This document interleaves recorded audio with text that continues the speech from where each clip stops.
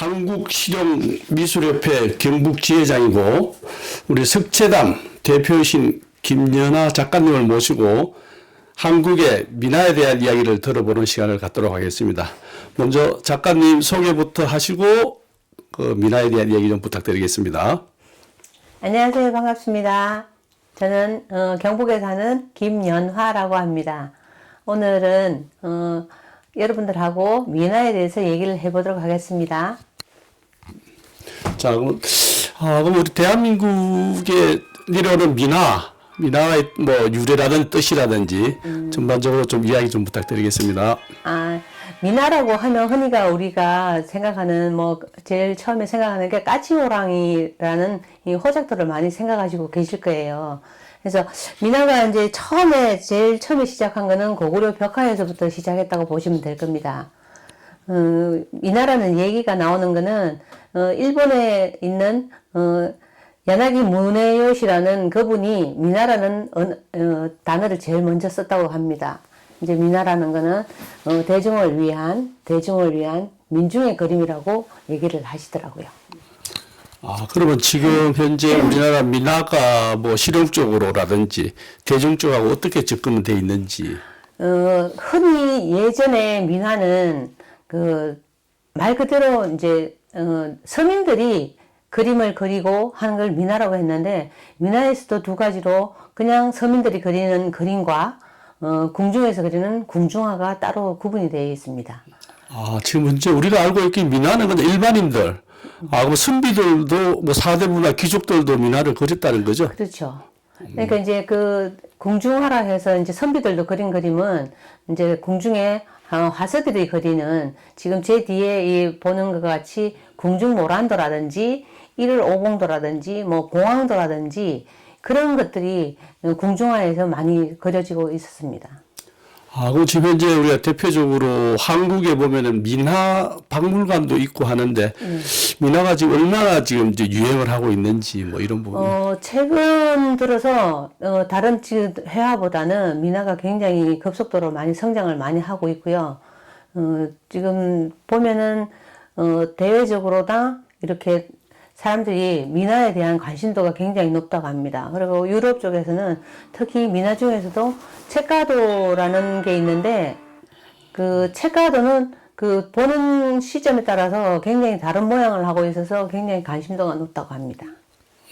그러면 현재 우리가 민화를 배우는 곳도 있는지, 얼마나 대중화되고 있는지 좀 말씀해 주시고, 우리가 또 어디 가서 배워야 되는지 이것부터. 네. 민화 연구소를 하시고 계시는 분도 굉장히 많으시고요. 전국 곳곳에 민화에 대한 열풍이 굉장하다고 합니다. 그래서 저는 사실 이 경북 문경 지역에서 하고 있지만, 다른 대도시나 이런 데서는 굉장히 많은 사람들이 배움을 가지고도 하고, 전시도 굉장히 다양하게 열리기도 하고, 사람들이 배우는데 많이 가속을 많이 붙었다고 합니다. 그러면 지금 현재 우리 민화를 배우는 곳은 문경 같으면은 우리 석채담밖에 없다고 보면. 지금 다른 분도 하고 계시는 분이 있는데, 이제 단체에서 하시는 분도 있고, 저 같은 경우에는 화실에다 하다가 이제 개인적으로 하는 것도 있고요. 문화센터도 하는 데가 있고 그렇습니다. 우리가 여성 강좌 이런 데 강의로도 네네. 나가시고 하셨겠네요. 네네. 그죠? 그럼 지금 현재 최근에는 보면 치유 차원에서 그림 미술이 치유 차원에서 많이 등장되고 있는데, 지금 현재 민화도 우리 치유하고 어떻게 관련이 좀 되는지 모르겠어요. 색을 이용해서 하는 그림은 모든 치유에 다 관련이 있다고 생각합니다. 색채 이제 보통 흔히 외국에서 컬러 테라피라 해가지고 미술 치료를 많이 하고 있는데, 저희들 민화 같은 경우에는 다양한 색채를 통해서 사람들의 마음을 밝고 편안하게 해주고 하기 때문에 많이 사용을 하고 있다고 생각합니다. 그러면 현재 우리가 만약에 어떻게 배우려면 어떻게 해야 되는지 모르겠어요. 뭐 과정이라든지 뭐 얼마 정도가 소요되는지 뭐 이런. 모르겠습니다. 다른 곳에서는 민화를 하는데 굉장히 시간을 소요를 많이 시킨다고 하더라고요. 근데 저 같은 경우에는 본인이 원하는 걸 먼저 선택을 해서 그 그림을 완성할 수 있게끔 빨리 도와주는 입장이거든요. 그래서 뭐 다른 데 가서 기초적인 것 뭐 내가 뭐 그림은 저는 잘 못 그려요. 뭐 저는 잘 색칠을 잘 못해요. 그런 것보다는 하고자 하는 의욕만 있으면 얼마든지 누구든지 다양하게 할 수 있다고 생각합니다.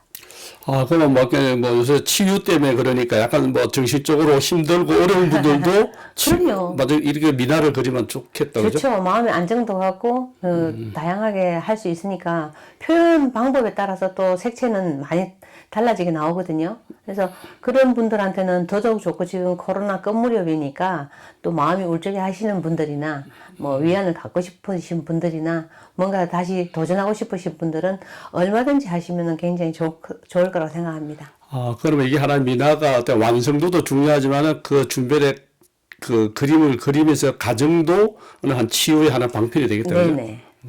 네. 아, 뭐, 오늘 미나에 대한 부분을 지금 설명하고 있는데, 아, 지금 이제 인터뷰는 이제 이걸로 이제 마무리 뭐 어떤 더 하고 싶은 말들이 있으시면 해주세요.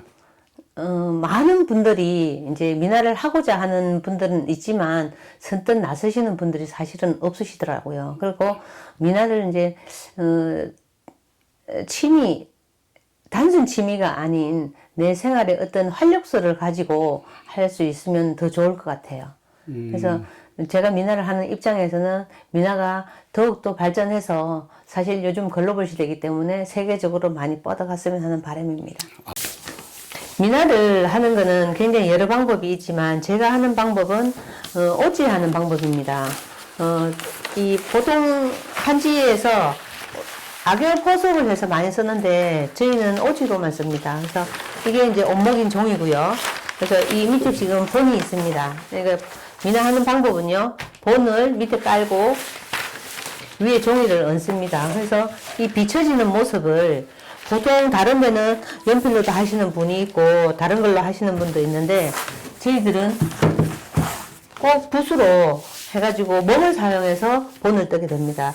그래서 그렇게 본을 뜨게 되면은 그 번지는 일도 없고 되게 깔끔하게 선을 처리할 수 있어서 굉장히 좋습니다. 그리고 채색을 할 때는 붓이 굉장히 여러 가지 붓이 있는데 기본적으로 채색붓과 발인붓이 있습니다. 그리고 저희들이 쓰는 거는 뭐 중필도 있지만 색필도 많이 씁니다.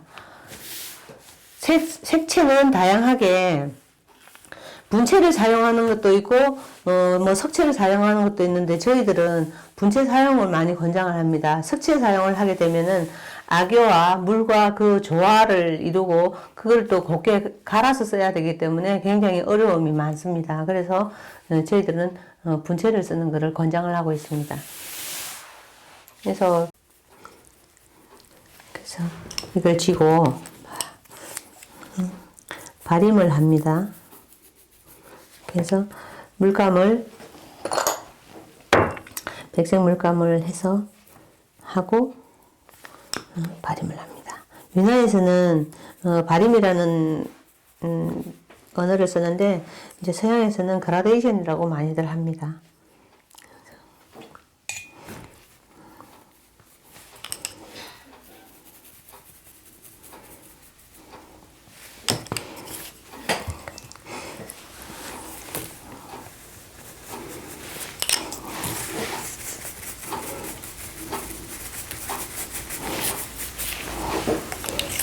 부터 그 석채담이 가지고 계시는 그 작품에 대한 설명이나 해설을 듣도록 하겠습니다.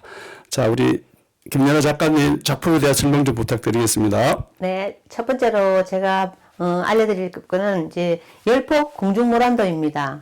이 흔히들 많이 보셨죠. 그 사극에 보면은 중전마마 뒤에 항시 펼쳐져 있는 게 궁중모란도입니다.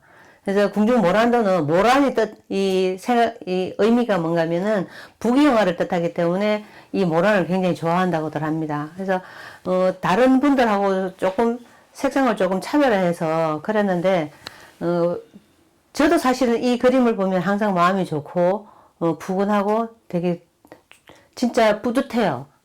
그래서 보시는 분들은 어떨지 잘 모르겠지만 이 그림에서 주는 그 기가 몸에 와닿을 정도로 좋은 그림이라고 생각합니다. 아, 이 모란도가 그뭐 궁궐에 네네. 우리 미나 이러면은 일반 서민들이 있는 줄 알았는데. 예, 이거는 이제 궁중화에 속하죠. 모란도는. 그 미나를 하지 말고 뭐 가나 미나 두 개 다 합쳐야 되겠다, 그죠? 네. 근데 이제 뭐 일반인들이 다 이제 미나에 대한 벌써 익히 들어서 익숙하고 하기 때문에 미나라고 다 통칭을 하는 것 같습니다. 다음 그림은 흔히들 많이 보셨죠? 1월 오봉도예요. 1월 오봉도 같은 경우에는 왕자 뒤에 항시 있는 그림입니다. 아까도 얘기했듯이 사극에서 흔히 제일 많이 나오고 흔히 보시는 그림인데 이거는 조금 다르게 표현을 했습니다. 보통 보면은 기존 1월 오봉도 같은 경우에는 하늘을 파란색으로 진한 색으로 많이 표현하는데 저는 이렇게 보이게끔 하고 별을 지금 가까이에는 안 보시겠지만은 그 별을 표현하려고 소금을 사용한 게 있습니다. 그리고 1월 오봉도는 이 왕이 왜 나 혼자만 쓰느냐.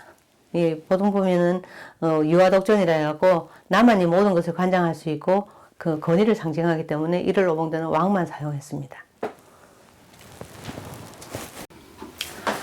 지금 여기 벽에 나란히 뭐 이것저것 붙은 게 모고입니다. 모고는 나무를 물고기 모양으로 깎아서 이제 사찰에 보통 많이 걸어두고 이제 소리를 쳐서 내는 불교 연구입니다.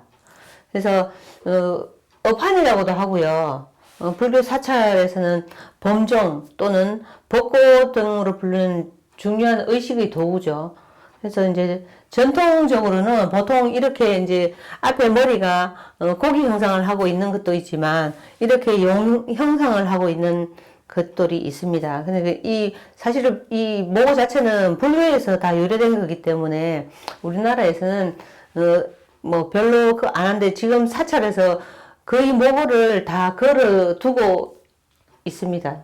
그래서 이제 형태가 보면 모고가 전부 다 지금 다 각기 다른 모양인데 요거 같은 경우에는 고운사에 걸려있는 모고입니다. 그리고 요거 같은 경우에는 조개사에 걸려 있고요. 요거는 기림사.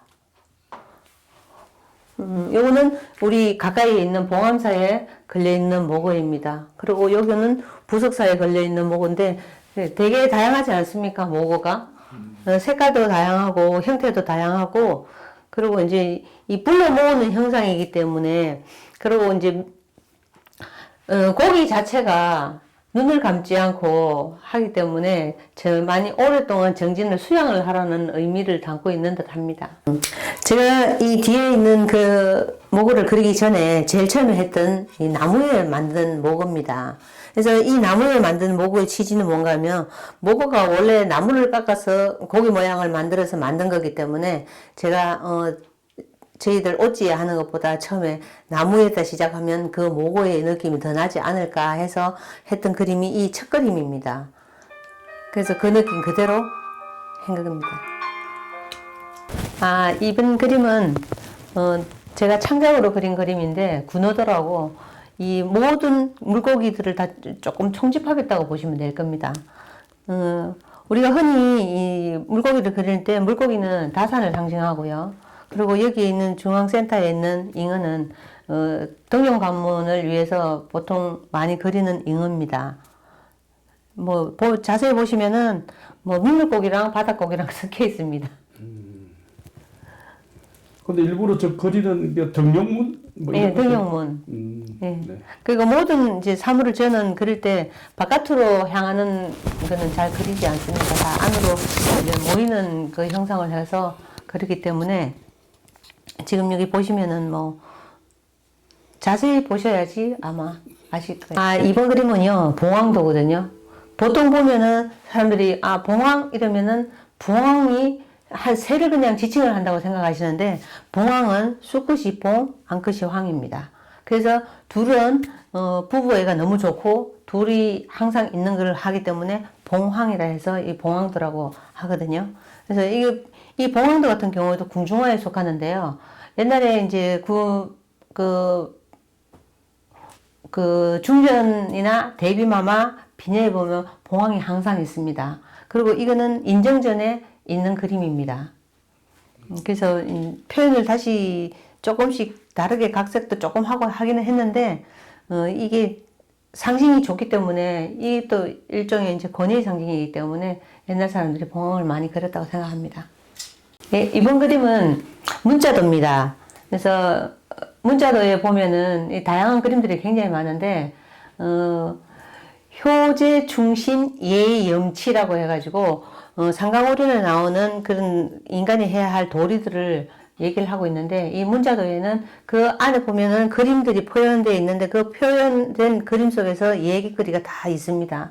그래서 이 많은 글씨 중에서 다 도리를 다 하다 보면은 복을 받게 된다는 뜻으로 제가 이제 중앙에 복자를 사용해서 했는데 아까 말씀드렸다시피 모란이 부귀영화를 뜻하기 때문에 복을 받으면서 부귀영화를 누리라는 뜻에서 이렇게 작품을 만들어 봤습니다.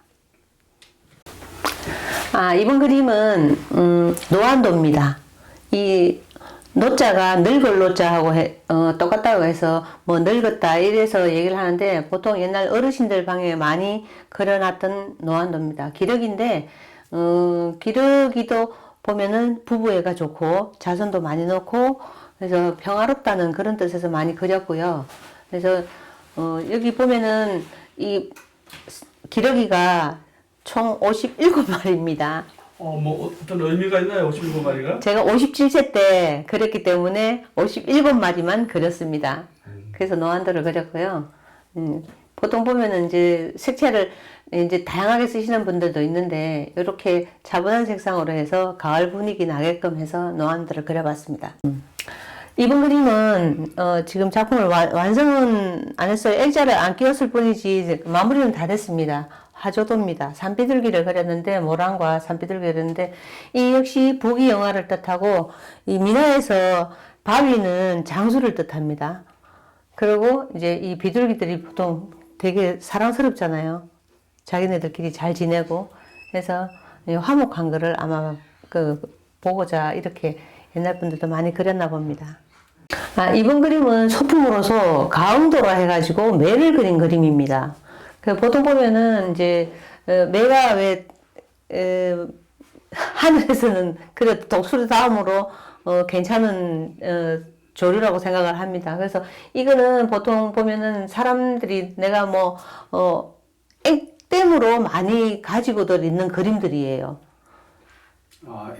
말하자면 액기를 네네네. 그런 그래서 상징적인 뭐 이제 삼재가 들었는데 삼재의 액막이에 가흥도가 좋다.